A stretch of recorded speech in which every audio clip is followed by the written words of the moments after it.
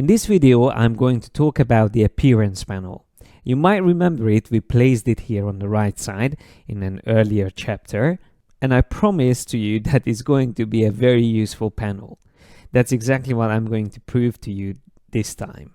So at first, it might seem like an unnecessary duplication of all the settings that you have from the options bar, but actually the appearance panel can do a lot more than that.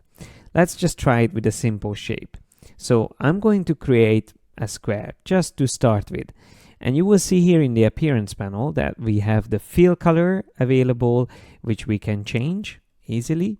And we can also apply a stroke color, just like that, and also increase the size of it. Let me move this shape closer so we can keep an eye on both of these parts at the same time. That's not much new because we've already been able to do this before. But what's the whole point of the appearance panel is that you can have multiple strokes and fills on the same shape. And that's when it becomes important to keep an eye on this panel. So let's give it quickly a second stroke. That's the option here at the bottom, add new stroke. So the first icon there.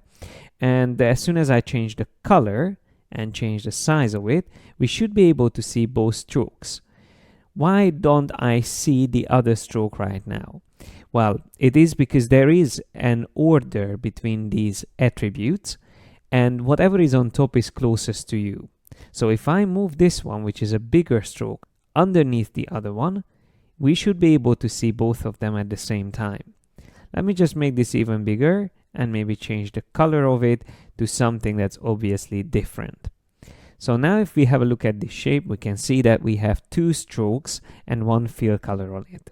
I would be able to continue doing the same thing. Again, I'm going to create another stroke, maybe set this one up to white, and let's just reduce the size of it slightly. So now we actually have three strokes and one fill. But we could even have multiple fills. So let me select the fill and click on this new fill icon here at the bottom. That will add an additional fill color. And why not use a gradient? Let's use this black and white gradient. And while we are at it, I would like to show you also that you can change not only what swatch you want to use on a fill color or on a stroke, but also you can amend the opacity of it. So if you click on opacity, you can control how strong that will be, but you can also change the blend mode. And I'm just going to choose multiply, which will blend the gradient, the black and white gradient, onto the color that was used underneath, which is this blue color. So let's just recap. Now we have three strokes and two fills. The best thing about the appearance panel is that we can turn these strokes one by one on and off, and also the fill colors can be turned on and off.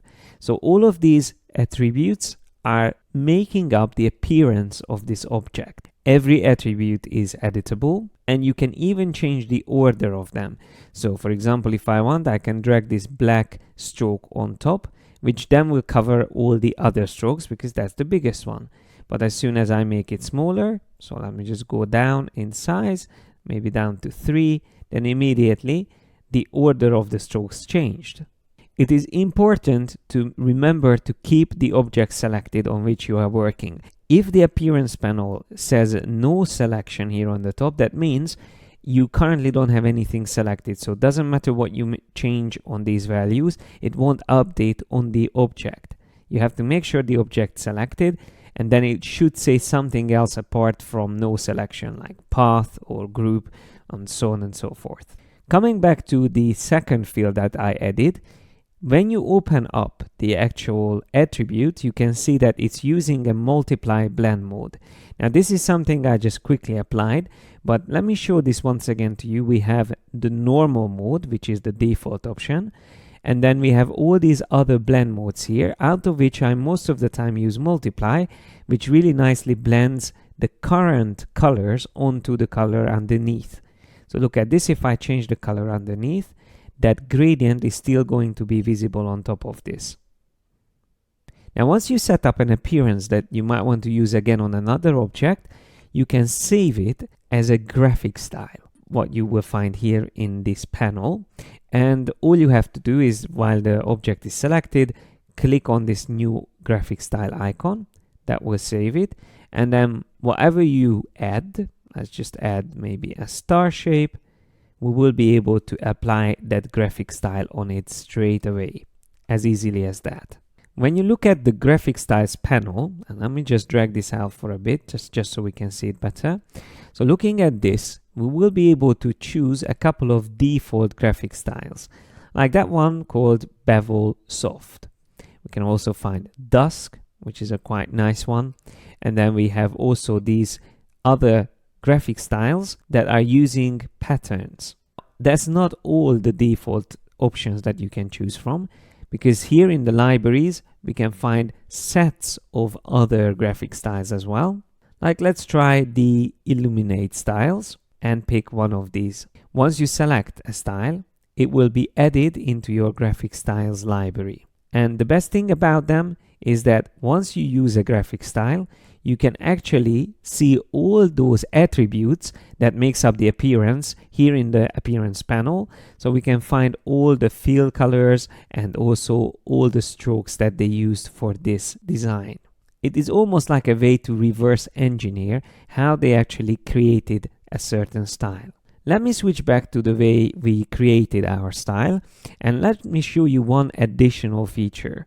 I am going to select the black stroke which is on top, and I will show you another great technique that again is best done through the appearance panel. Here at the bottom we have an FX icon. These are all the effects from which you can choose any, but for now I'm just going to start with a simple one. Under Stylize, I will choose Scribble. This is an Illustrator effect, and once I turn on preview, you will see it already being used here. But let's just increase the variation a bit just so we can see how it works.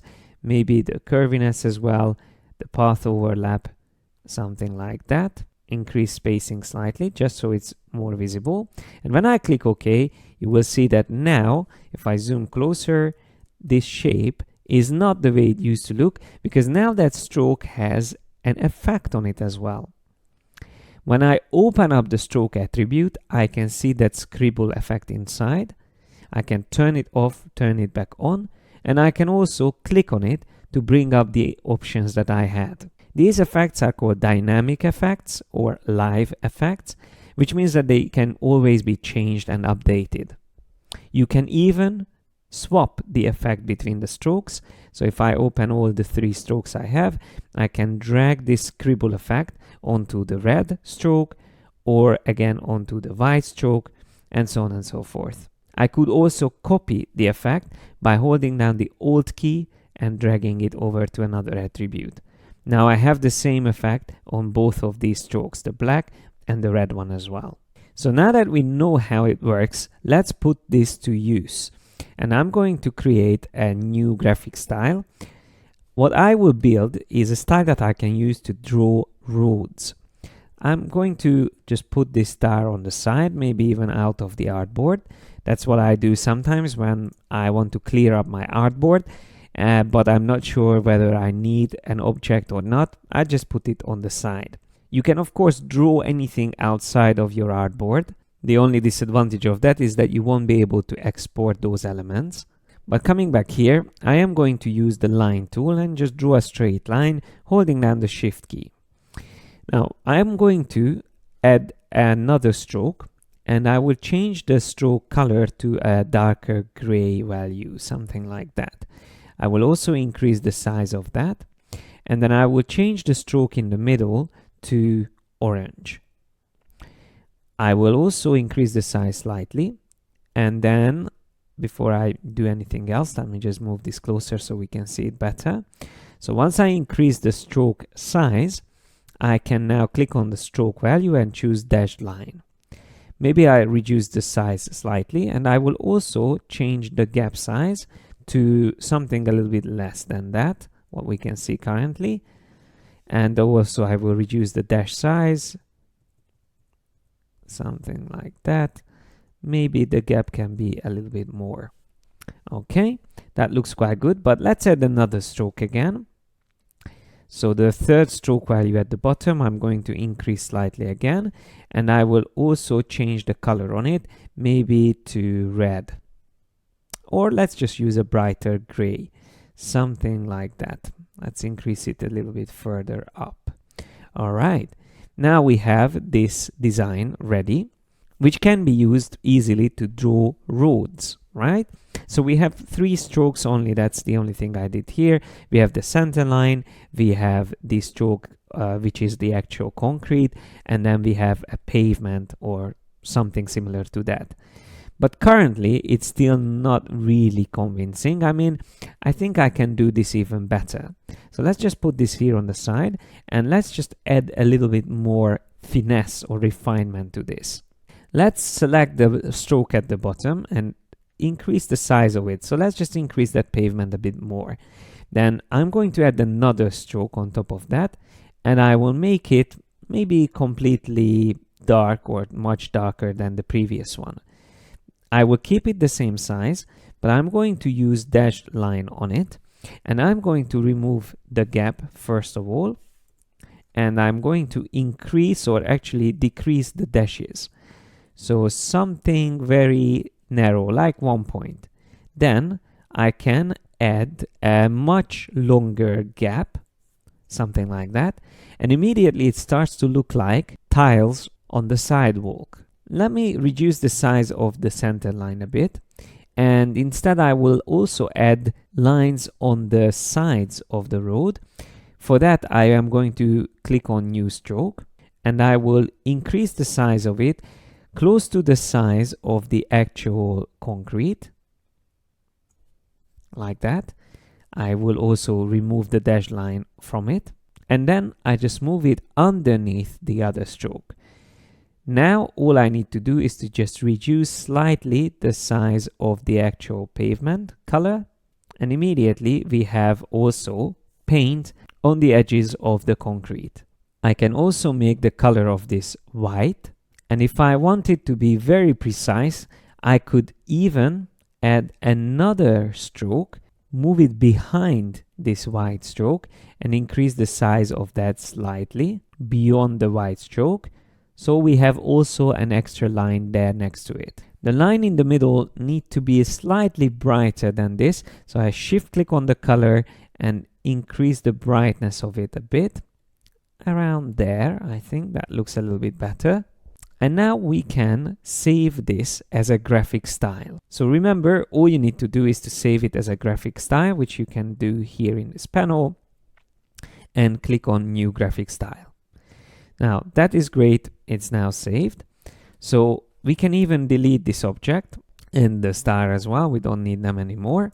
Let's come back to the artboard and let me show you what I prepared here. I'm going to turn on these 2 layers and voila, there's a little city. Now we just need roads. You have this exercise file so you can build your own streets once you create this same graphic style that I just showed you. And I would recommend to use the following tool. There is a tool here called Pencil tool. The shortcut for it is N. And we are going to learn more about this in the next chapter. But for now, all I want you to do is to draw a line with that tool. Once you have your line, you will be able to apply the graphic style. Just choose the one that we saved, and there you go, there's the street. The good thing about the pencil tool is that it can be set up in a way that you can continue drawing existing shapes. As you can see, I can draw over this road a couple of times until it gets into the direction that I wanted it to work with. So I'm just going to continue drawing it, and there it's going to go through. Then I can start another road, and once again, just choose the graphic style that we used earlier. You can have always turns in the streets, and you can even overlap them on each other, just like that. If you want to make sure that your pencil works the same way as it does on my computer, you just have to double click on it and make sure that you have the edit selected parts and keep selected options enabled. As I said, I will come back to these features later and I will explain it in more detail.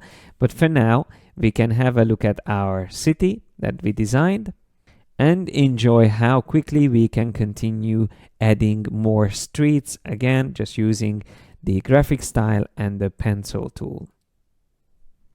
Once again, I can just move this slightly away, just like that.